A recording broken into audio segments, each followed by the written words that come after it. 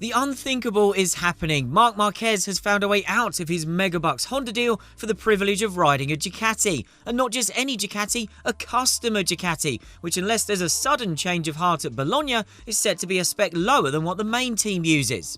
It's a move that completely changes the picture for both the most decorated rider in MotoGP's current era and its defining manufacturer. And it's a huge jolt to the series' whole competitive landscape. Only Valentino Rossi's original Honda to Yamaha defection really rivals it in terms of significance, and Marquez's 2024 switch may well have the edge because he isn't just swapping one huge factory for another, but breaking a factory contract to ride for a satellite team. None of this could have been foreseen until very recently, suggesting it in 2020 when Marquez entered this 4-year Honda contract, fresh off having curb-stomped MotoGP's best and brightest in one of the most effortlessly dominant seasons ever seen, would have been firmly in the realms of fiction. The wildest thing about this bombshell though, this unprecedented move, one that no past MotoGP great of this stature would have ever had to consider, makes complete and total sense. Marquez hasn't been in title contention since his masterpiece 2019 campaign. An arm break in the very first round of 2020 took 4 surgeries to get right, turning 3 seasons into varying degrees of write-off, while a new MotoGP elite feasted in his intermittent absence. Also during that time though, Honda's MotoGP foundations flat out crumbled. Signs of trouble were already there before, as Marquez had been the only rider capable of making the Honda sing. Longtime teammate Dani Pedrosa endured a steady decline before being pushed out, and star replacement Jorge Lorenzo was effectively broken and sent into retirement by the Honda experience. So even as Marquez romped, the perception was widespread already that Honda was being outdeveloped by the likes of Ducati and Yamaha.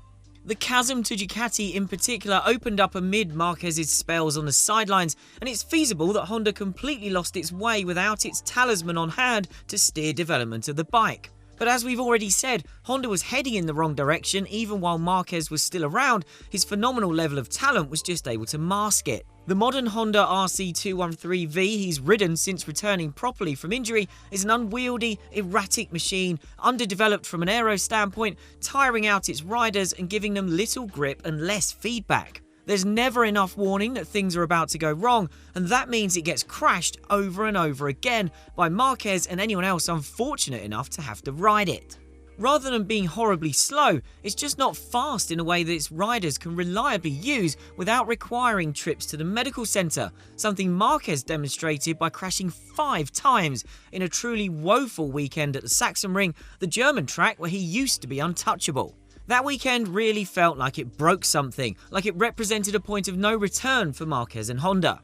But it had been a gradual journey, Marquez increasingly unconvinced by Honda's technical development and processes, and increasingly aware, thanks to the seasons he'd effectively lost to injury, that he has a limited number of campaigns left in which to go for glory before age catches up with him.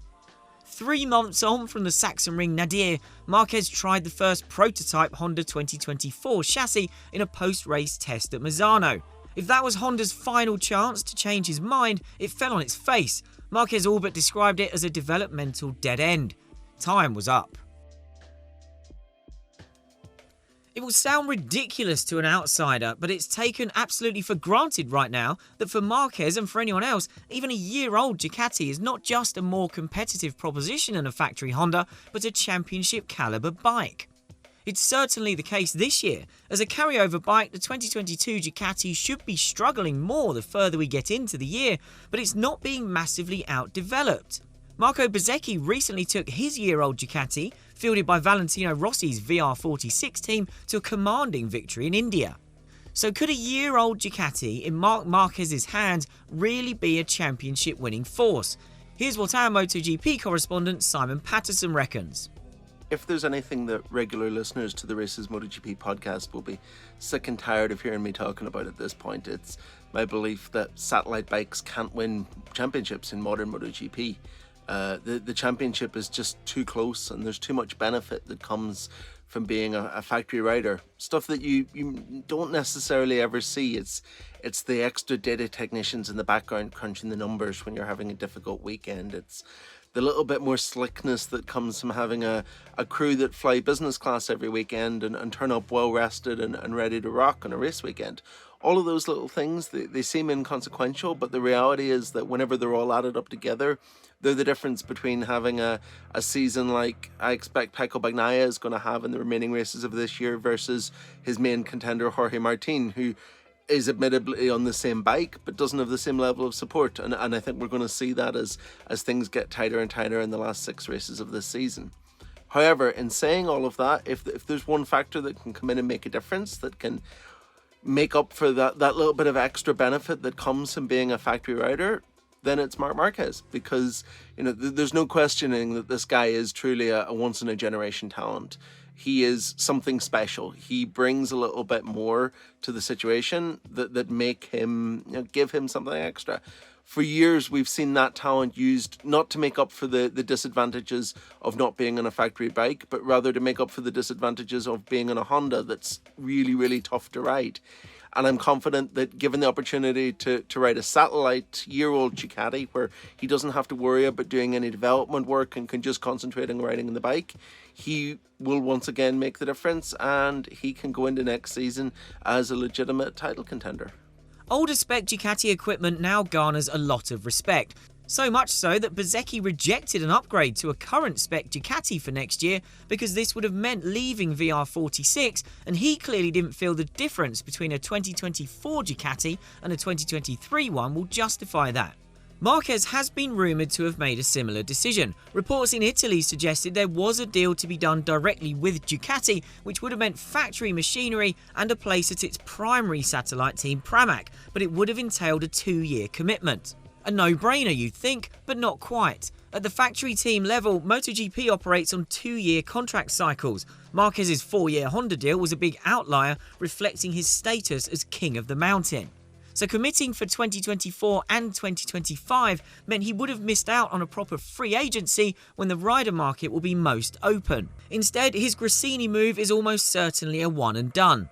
It seems absolutely inevitable that Marquez will field factory offers, plural, for 2025. KTM has always been the media's favoured Marquez destination, helped by a common backer in Red Bull, but others are bound to make a play too, perhaps even Honda if it's in better shape by then.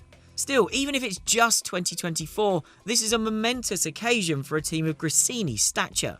Lapsed MotoGP viewers may know Gresini as the storied former Honda satellite operation, one that in the mid-2000s posed the biggest challenge to Valentino Rossi after he defected from Honda to Yamaha. More recently, the Italian squad operated Aprilia's works team upon the latter's MotoGP return before Aprilia took the operation in-house. It tried to keep Gresini as a satellite, but to no avail. Gresini took a Ducati offer instead, content with running older specification bikes, which immediately proved no hindrance whatsoever. In 2022, it won 4 races with Enea Bastianini and his trademark skill of exceptional late race pace. Peaks this year haven't been as high, but the Gresini package remains plenty competitive, as evidenced by a sprint race win scored by one Alex Marquez, Marc's brother. And the fact that they live together probably shouldn't be overlooked here. Having struggled for 3 years on bad Hondas himself, Alex is bound to have let slip to Marc how much better his year-old Ducati has been to ride this year. And those are hardly trade secrets, a results sheet would tell you the same story. 2 years ago, the Gresini team lost its founder, 2-time 125cc world champion Fausto, to COVID-19. Signing Marc means it has a chance to honour Fausto with a MotoGP title in 2024. Okay, so getting away from a bike that's constantly trying to throw him at the scenery and onto something that will allow him to fight for wins and potentially a title again is great news for Marquez. But can it be good news for Honda too? At face value, it looks like a disaster. It's the ultimate humiliation. Your star rider for a decade would rather walk out on his megabucks contract than risk any more physical, mental or reputational damage by riding your bike for another year. But is there a silver lining for Honda, or at least a way to turn this into a positive? Let's ask the race's deputy editor Val Harunci, who covers MotoGP closely. I don't want to put too much of a positive spin on it, because whichever way you slice it, it's embarrassing. One of Honda's greatest ever athletes has decided that even while under a lucrative contract, he couldn't possibly ride this bike for another season. And he's not even the only rider to decide that this season. Honda is also losing Alex Rins from under contract to Yamaha in 2024. But out of all the bad available outcomes, it might be the best. Everybody at Honda seems well aware that this will not be the work of a moment, that it will not be an overnight turnaround that will suddenly make this bike a Ducati beater, that it is a process, it is a rebuild. Marquez not being around for the start of that rebuild may take some of the spotlight off, take some of the pressure off. It may help Honda get more out of his teammate, Joan Mir. The alternative is Marquez stays for 2024. Everybody's under the impression that 2024 Honda almost certainly won't be a championship caliber bike. So he stays and Honda pays top dollar for a truly elite talent that it won't really get to use to its full capacity. And then at the end of that year, he leaves anyway. As we said at the start of this video, until very recently, no matter how bad things got, the idea of Marquez leaving Honda seemed unthinkable. Not only because of loyalty, but the simple fact that the more lucrative a contract is, the harder it can be to get out of it. Even if you doubted whether Marquez would really spend his entire MotoGP career at Honda, nobody could have foreseen that it would end like this. Marquez will leave Honda at its lowest ever ebb in Grand Prix motorcycle racing. To some that may look like a betrayal, especially given Marquez had another year to run on his contract, but it's not. He's given Honda plenty of time and there are still not enough shoots of recovery for him to justify sticking around.